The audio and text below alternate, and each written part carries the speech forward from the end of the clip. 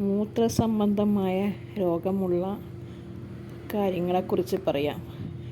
മൂത്രസംബന്ധമായ രോഗമുള്ള ആളുകൾ മൂത്രക്കടച്ചൽ, മൂത്രം ഉറ്റി വീഴുക, മൂത്രത്തടസ്സം, മൂത്രം ധാരാളമായി പോകുന്ന അവസ്ഥ, ഇങ്ങനെ മൂത്ര സംബന്ധമായ പല രോഗമുള്ളവർ ജീവിതത്തിൽ പകർത്താൻ പറ്റിയ കാര്യങ്ങളെക്കുറിച്ച് പറയാം.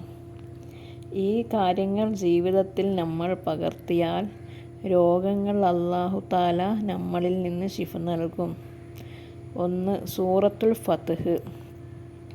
സൂറത്തുൽ ഫത്ഹ് ദിവസം ഏതെങ്കിലും സമയത്ത് ഒരു പ്രാവശ്യം ഓതുക. പിന്നെ സൂറത്തുൽ ശർഅ്, അലം നശ്റഹ് ലക സദ്റക എന്ന് തുടങ്ങുന്ന സൂറത്ത് നാം ഒരു പ്രാവശ്യം ഓതുക. ഇത് ഏത് സമയത്തായാലും ഓതാവുന്നതാണ്.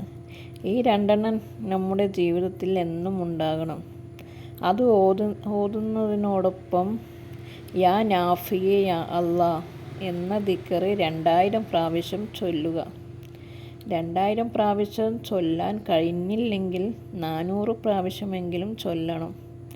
ഇത് 3 ചൊല്ലുന്ന സമയത്ത് ഒരു ഗ്ലാസ് വെള്ളമെടുത്ത് ആ വെള്ളത്തിൽ മന്ത്രിച്ച് ഊതിയിട്ട് കുടിക്കുകയും ചെയ്താൽ വലിയ ആശ്വാസം കിട്ടും. ഇത്തരം രോഗങ്ങൾ തൊട്ട് അല്ലാഹു എല്ലാവരെയും കാക്കട്ടെ.